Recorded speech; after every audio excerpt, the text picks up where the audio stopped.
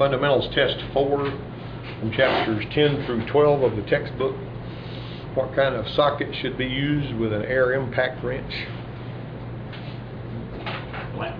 The black socket. It's made out of malleable steel and it's less prone to explode.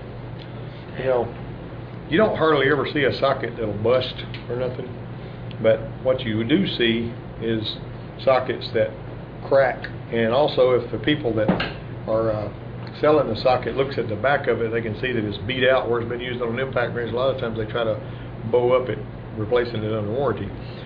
As a matter of fact, I've actually seen the Snapon men do that.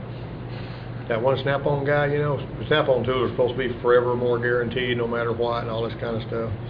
And this guy, the Snapon man, actually, whenever I took his, there was a 4-wheel drive socket. It's got 4 little pegs sticking off of it. It's made to take that nut off to get your 4-wheel drive stuff out of there. And I had one of those and took it out there because one of the little ears broke off of it. And the first thing that knothead did was, and I don't think he was supposed to do this, I can't really say Snap-on's policy is like this, but that particular Snap-on man looked at the back of it, and it was a Snap-on socket, and he says, that's not warranty because you used it on an impact wrench. I'll have to sell you another one. And instead of handing me back the one that wasn't warranty, he dropped it in the bin where all of his warranty tools were.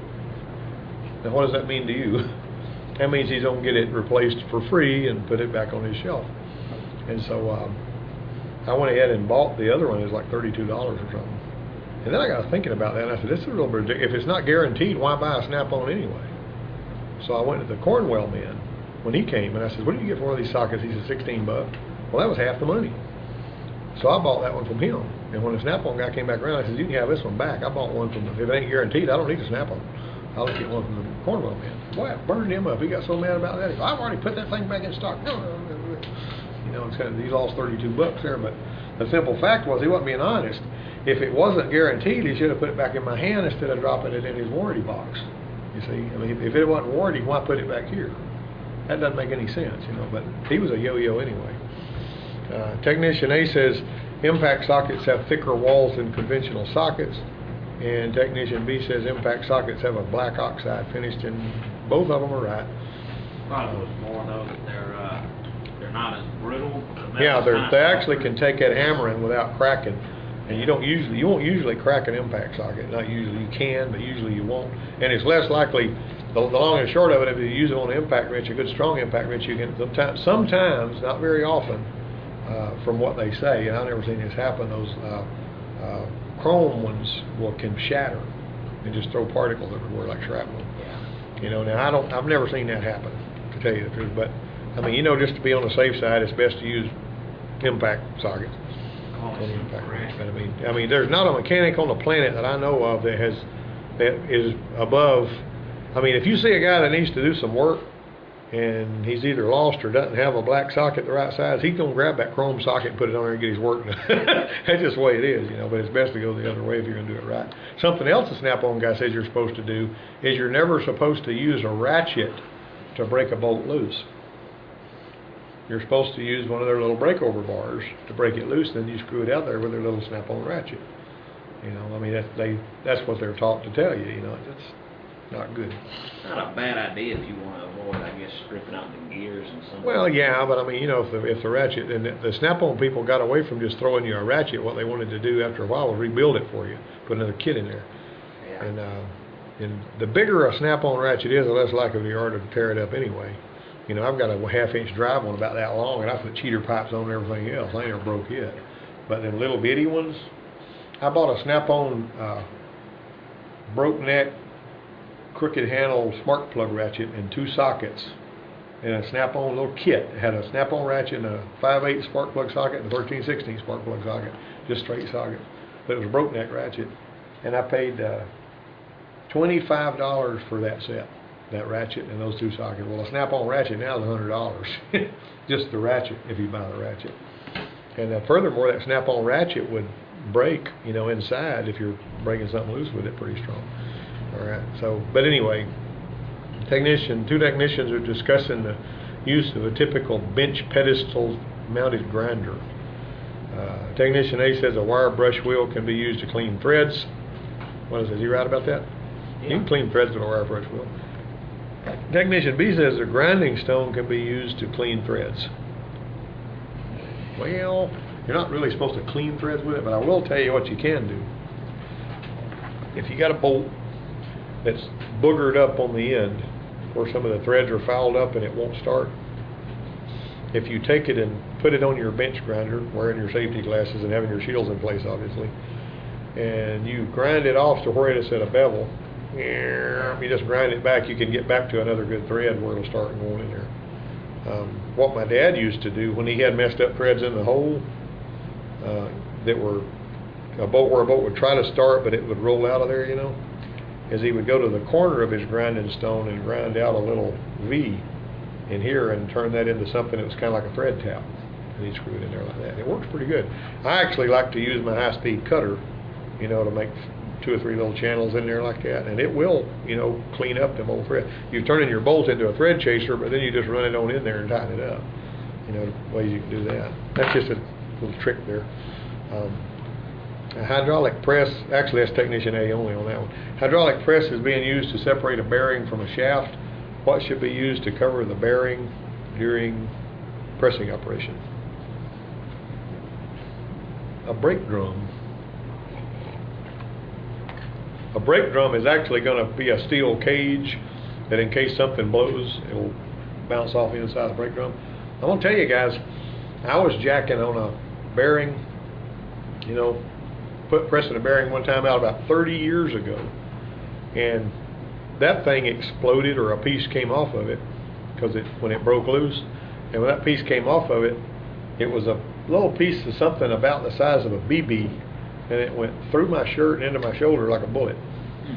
Now, if that had gone in here, I don't remember if I was wearing safety glasses or not, but if it went right through, it went right in there.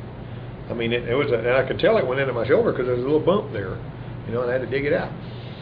And anyway, using a press, you know, if you got 20 tons of pressure when that thing comes loose, most of the time nothing's going to come off of it. But in that particular case, it did. I've seen that happen. And I saw when I was working on combines, when I was on wheat harvest, I saw my boss man. I can't remember. I think he was hitting a chisel. And you know, chisels kind of have a tendency to get mushroomed and split. You seen those things do that? Well, what you're supposed to do is take those to the grinding wheel and dress that stuff off of them. And so, you know, make it so that they don't have this flashing sticking out where they've been beating on them so long. And when he was beating on that thing, there was a piece of that steel chisel came off of that chisel and went into his finger. I mean, went into his thumb like a jagged little piece of metal. And he kept trying to get that thing out of there, and it went in deep enough and it was big enough he could not get it out of there with his, you know, with his pocket knife. He had to go to the doctor and get that thing took out of there. But he was holding, you know, he's holding his, I can't remember how we was doing this, but I stood there and watched that happen. And I didn't even know what went on.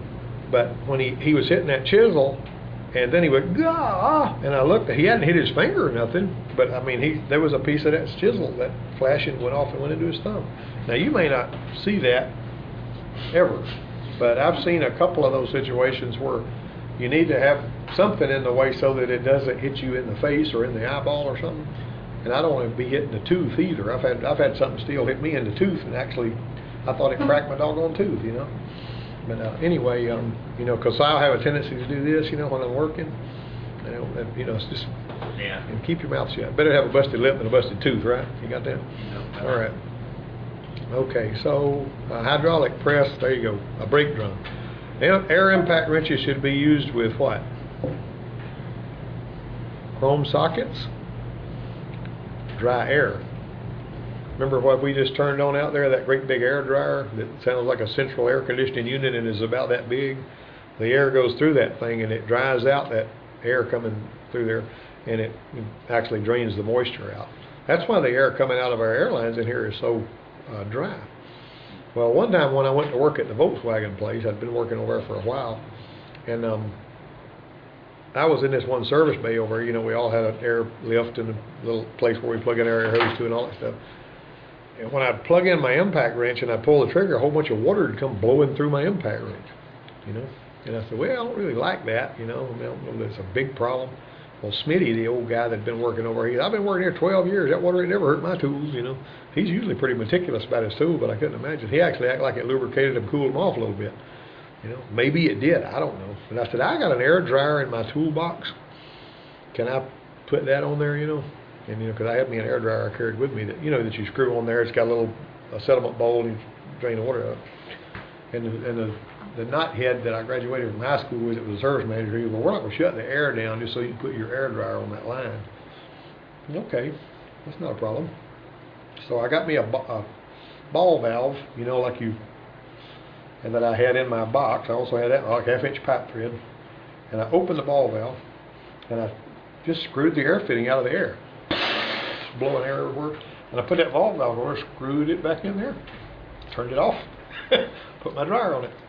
You know, he goes, you don't get hurt like that. Well, when I screwed it in there, I could feel all that rust particles coming out, hitting me in the hand. But anyway, I had me a dryer, and I had dry air for my tools, which these other guys didn't have. But that was my own personal. I think I left it there whenever I, you know, moved on. But I'd seen it. I'd always wondered about that myself because over in my shop, I got an air hose fitting that comes off the wall and it goes straight down, and got one of those valves like you're talking about on there, and it. You open that thing up, but sometimes you do notice it has water or some kind of water. yeah, you're supposed to drain your. See, but the thing about it is, when you pressurize that air, it causes the water, the moisture that's in there, to condense. I mean, the pressure, when you pressurize, it's going to condense water. It's going, the bottom of the air tank's going to get water in it. Now, the bad part about that is if it rusts the tank from the inside, it can, you know, bust the tank. But on the other hand, you're supposed to drain that periodically, and you know. I've got to drain the one in the other shop over there. This shop, I usually drain it fairly regularly. That sometimes I forget because it's outside and on the back wall. Got to get cage around it. Why they have a cage around that air compressor, I don't know. You know, but they do. I mean, little small air compressor. You know, what, somebody worried somebody's going to tinker with it or something? But they also have an air pipe. A lot of times an air pipe will do this thing right here. It'll have a, you'll see that. They'll have a capped pipe coming off. Yeah. And then it'll go up. And what that does is it moisture has a tendency to gather in here. And occasionally you'll see one with a drain fitting here.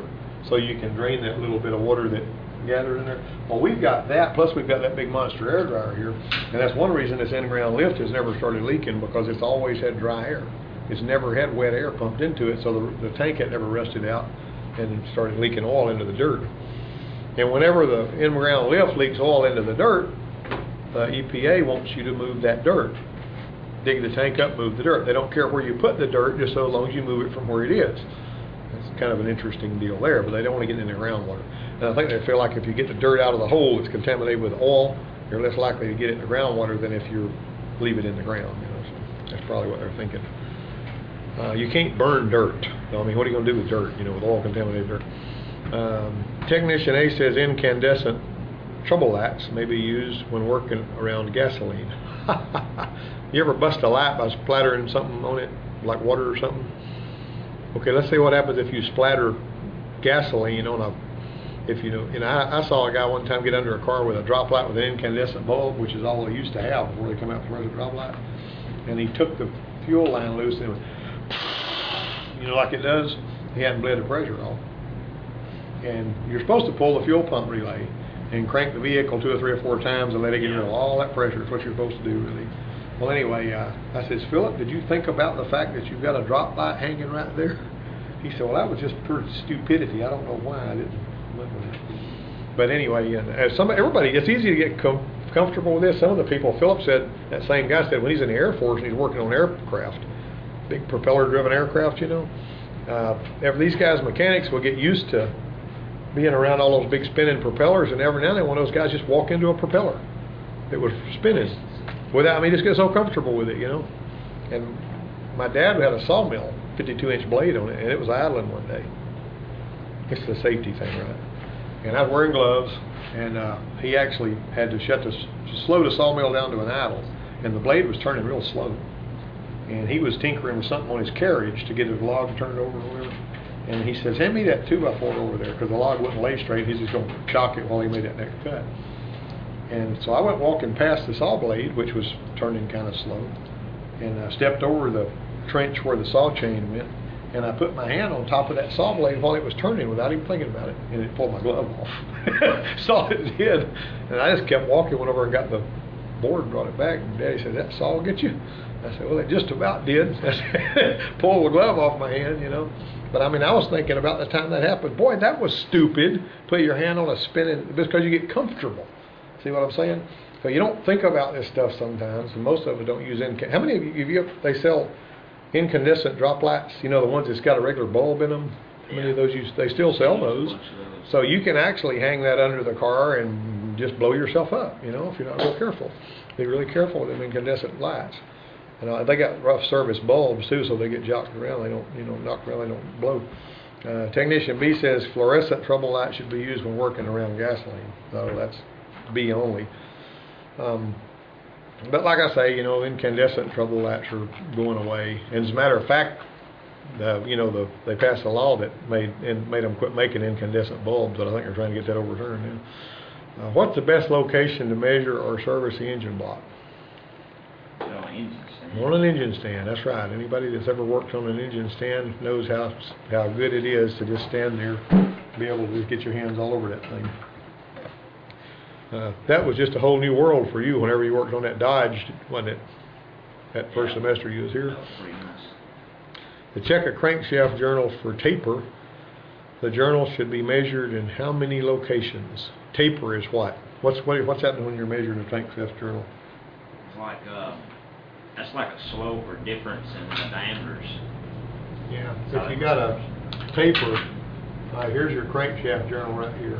This is where your, you know, whatever is going on, that's going to be a crankshaft journal. Let's say this. It's like that.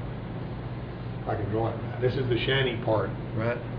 What you're worried about with taper is it being bigger here than it is right here. You know what I'm saying? In other words, if it's tapered, it'll be smaller here than it is there, for whatever reason, right?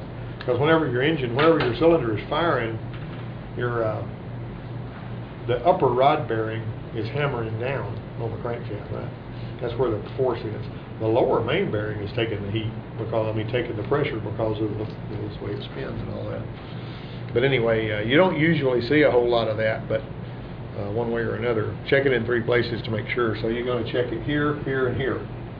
And you're going to record all those measurements. There is these measuring worksheets. You guys ever get those done? Those measuring worksheets that I gave you where you're supposed to measure a crankshaft and measure a valve with a micrometer and vernier caliper and all that kind of stuff. They don't take long to do, and it's really informative. Everybody needs to know how to do that. A telescopic gauge can be used to measure a cylinder bore if what other measuring device is used to measure the telescopic gauge? You know what a telescopic gauge is? This is a telescopic gauge right here. This right here is a telescopic gauge. All right, when I pinch that in, those stay in there. All right, now what I'm going to do is I'm going to bring them out to where they're a little wider, a little more. They're a little bigger than my cylinder bore. I'm going to snug that, but I ain't going to make it real tight. I'm going to snug it so they can move if forced to, right? I don't want to move them by themselves. All right, you notice that they're round on the end? All right, now then, you're going to stick them down in the cylinder. Like if I'm going to measure this coffee cup, I'm going to set it where it was just a little bigger in the cylinder, and I snug it, and then I would pull it on over. When you pull it on over and it goes in and stays in, now you've got the measurement of the inside of that cylinder, which is like a coffee cup. That seems kind of silly, don't it? But that's the way that works. Now, this gauge right here, the point at which you measured it, it's the side, but you got to make sure you're in the center. You see, you know where I'm going? In other words, if you're off to one side or the other of that cylinder, you can see how it's going to be. But if you're in the center, you're going to have a good measurement on what the inside of that cup is. All right, now then, take your micrometer.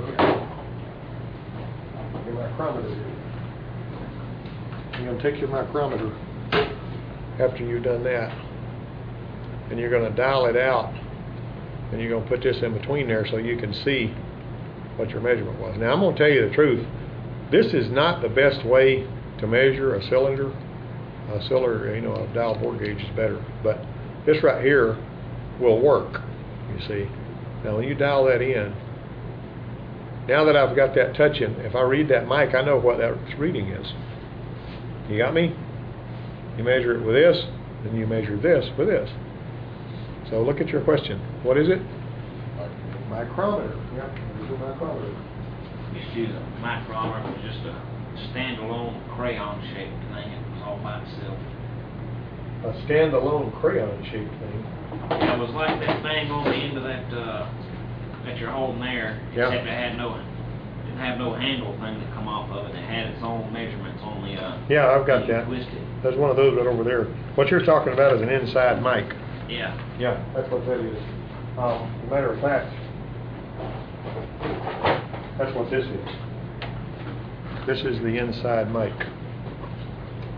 And this inside mic, if you look at the box, has got the little micrometer that's got your readings, and it's got a various different extenders that you put in the end of it here so that you can measure various different solar bores. And you can mic them like that. Now, it's kind of a pain to do if you're down in a hole. See what I'm saying? But some of them will have a thing to hold this with. But basically, whenever you get it mic'd there, you can just take your reading right off of there. But that's an inside mic, and that's another way to do it. You know if you're perfectly level, though, when you do something like that. Well, you just got to do the best you can, you know? You know what I'm saying? You could probably shove a piston ring down in there with the piston and use it for your guide if you wanted to do that, you know. So micrometer's the right answer there. Which metric unit of measure is used for volume measurement? CC? CC? Cubic centimeters. Okay, now here's a little blurb. How much does a cubic centimeter of water weigh? Centimeter of water. 1 gram. 1 gram. Now the metric stuff is really cool because cubic centimeter of water weighs 1 gram. About the same as a regular small paper clip. That's about what it weighs. All right. How many cubic centimeters of water is in a liter? 1,000. That's easy to remember, isn't it? Okay, so how much does a liter of water weigh? A kilogram. You see what I'm saying? You see that the water is the basis for all things anyway, as far as the weight and volume and all.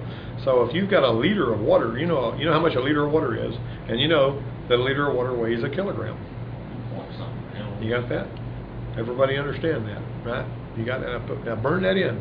It's not hard to remember, but it makes you a little smarter than people that don't know it. You get what I'm going? Everything I'm sharing with you. And these aren't. It's not like I'm telling you got to remember.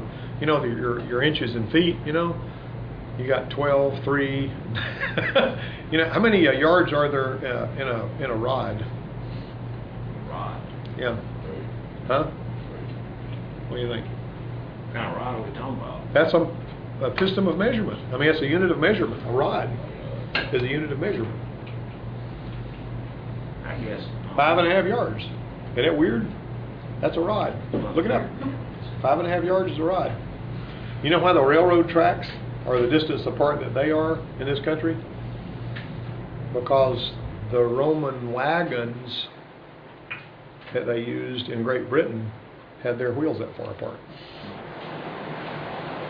So if the Roman ox carts, here's his test.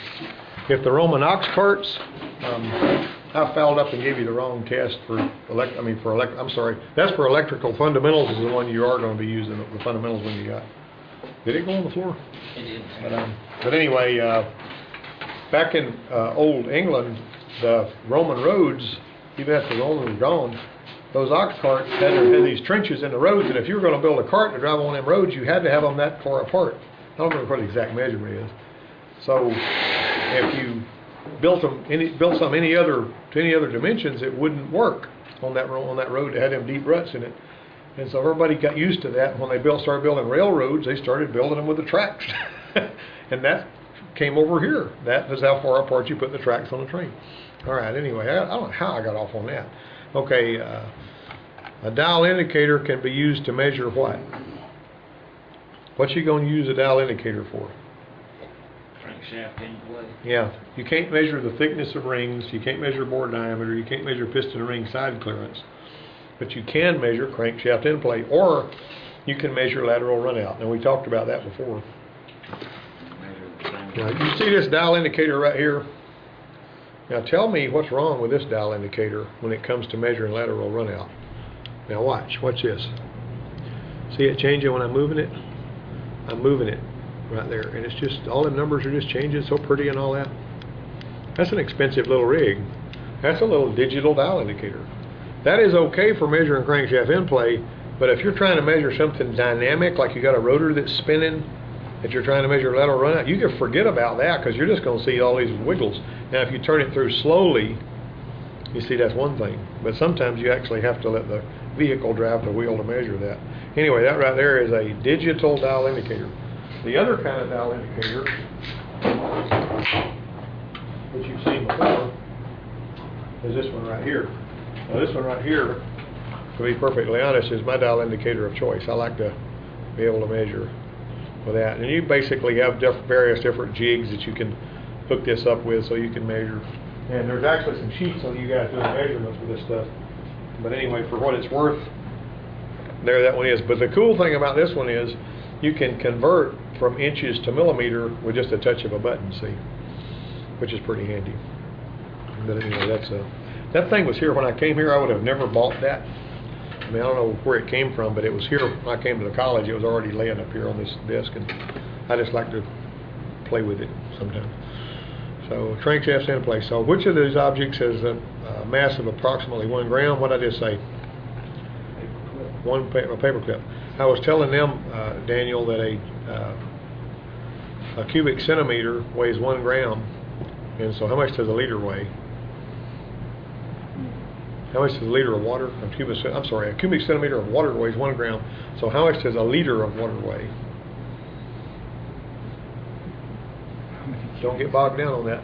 That's how many liters, how many cubic centimeters are there in a liter? Think about engine sizes, guys. A 3.3 liter engine has how many cc's? What? 3.3 liter engine is how many cc's? 3,300. If it's a 3.3, it's a 3,300 cc engine, or you can convert that the other way.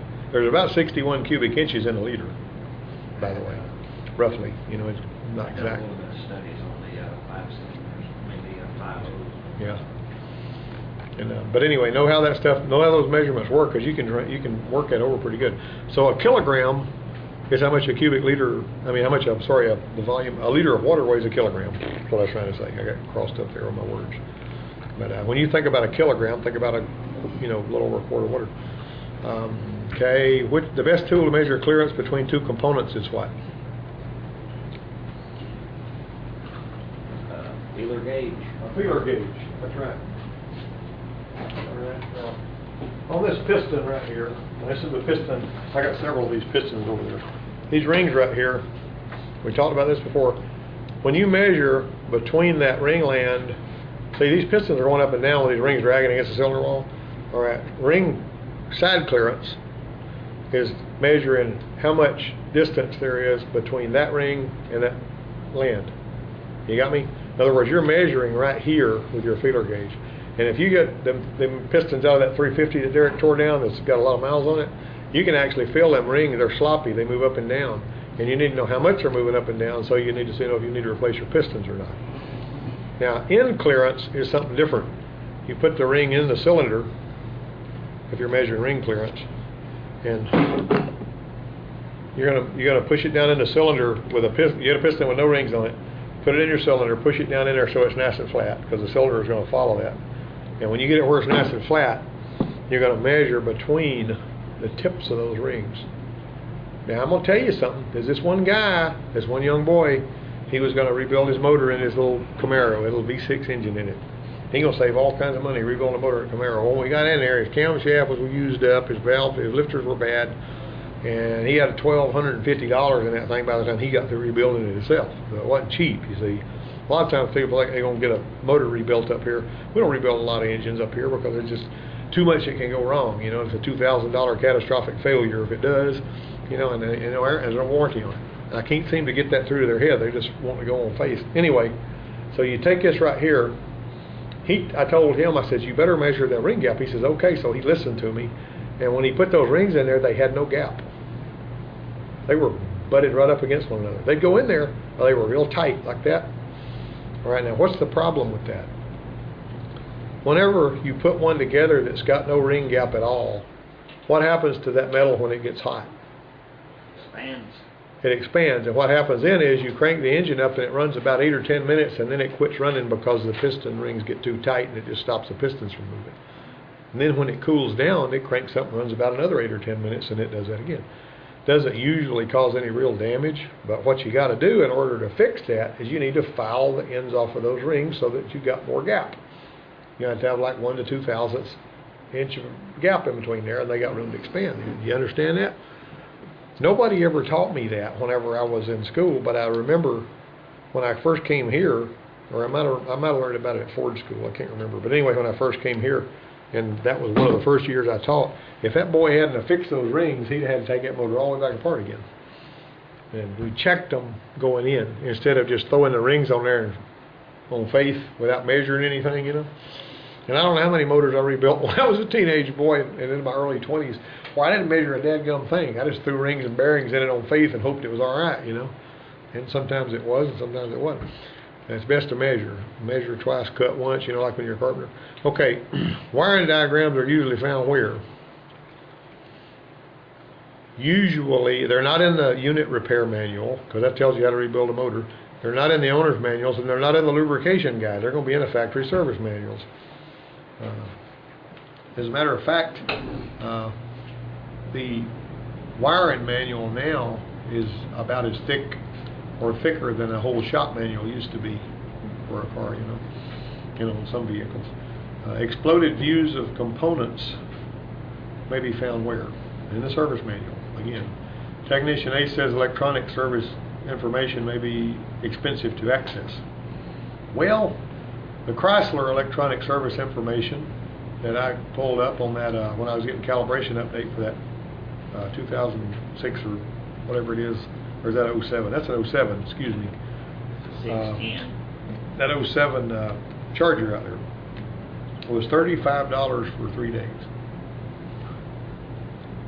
That's what I mean. I could get everything that was available to the dealer as far as calibration information, shop manuals, the whole shooting match, pretty much, for 3 days.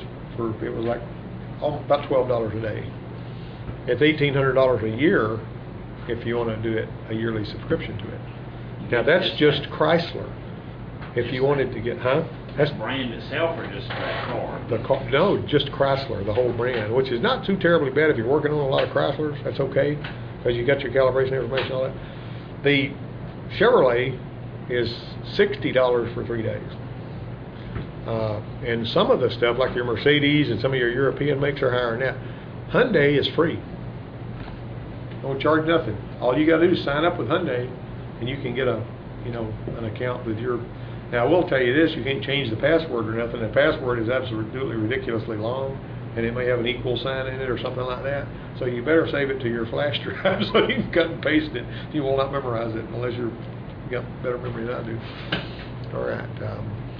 Let's say exploded views technician. Okay, technician B or C is right on that one. I'm sorry, not technician C, but both A and B, because B said electronic service information systems can save time because they can be searched quickly. That is kind of true. Okay, now then we got let me see. What is a free internet site that contains studies of problems and successful repairs? It's not All Data. All Data costs about $1,000 a year. It's not Mitchell. It's iatn.net. You sign up on that. If you ever sign up on that, there's a little place on there where it tells you to check the box that has to do with which make and what kind of work on that make you're familiar with. And if you check any of those, just usually check one. Or if you just open it up and say I'm okay on everything, the next morning when you boot your computer up, you'll have 480 emails.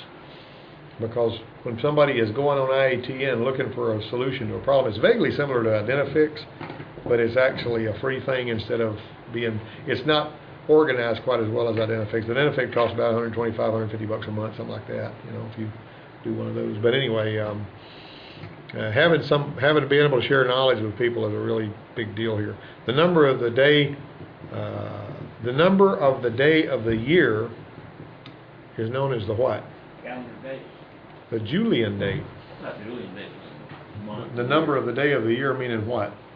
The 250th day of the year, 246th day of the year, the 143rd day of the year. That's the Julian date. Which section of a service manual includes only diagnostic information? Well, that is really not a very good question. If we go into all data, where do you find that? And if you go into all data, where do you find anything to do with onboard diagnostic information? If I was going to look up something related to fuel injection, where would I go? Not well on this. Engine performance is the right answer for this question, but if you go to all data, it's powertrain management. Yeah. If you go to powertrain management, that's where you're going to find your fuel delivery and all that kind of thing. Okay, you got that? Okay, that concludes chapters. What was the answer to 13? 13? Oh, I missed that one. I'm sorry. 13 is a question that I got to give you right here. On pushrod engines, camshaft journal diameter, it often decreases toward the rear of the engine. Now, those cam bearings look like they're all the same size, but pay attention when you're getting cam bearings. Pay attention because they're color-coded or there's a part number that's different for each bearing. And if you just held them in your hand and you looked in that box, you might say, I've got 5 bearings here that are just alike. But that's not so. Okay, and that little machined on the ones, even on something as simple as a 350 Chevy, you know, a lot of times whenever you go in there, you may use your tool to knock those cam bearings out of there. If you try to put new cam bearings in there and you just pick up the wrong one, it won't fit. So just be certain of that when you get ready to put them in there, that you know that they're not all the same size. We did a Jeep here one time, and I was watching the students whenever we were putting cam bearings in this Jeep, because the cam bearings were wore out and it's causing them to have a little oil pressure. And Tony, the guy that was here then at the time, for some strange reason, I don't know why, he just came and looked that up. And he came and I was, you know, like I say, I was observing these guys to see what they were going to do. And he says, these cam bearings aren't all the same size. I said, they're not, really? He said, no. He says, they going toward the back of the engine, they get smaller. Now, why would they do that? You ever think about that? I mean, why would they have the smaller? I mean, you can't see it with your naked eye either. I mean, you might think the bearings are just alike. And you might get confused when you try to put them in there because these bearings don't fit right. Think about it. This one just drops through this hole and the other one's too tight. You see how that gets you? See how I'm trying to keep you out of trouble? You know, unless a mechanic has done a lot of engine work, he's not going to know that. Because a lot of times people won't even replace cam bearing. You know, they just go in there and feel like they'll be aight. And sometimes that's the first place it starves for oil when you run low. I mean, like if you blocked and all that stuff. All right. Well, that's the end of that. Everybody familiar enough with what we were talking about?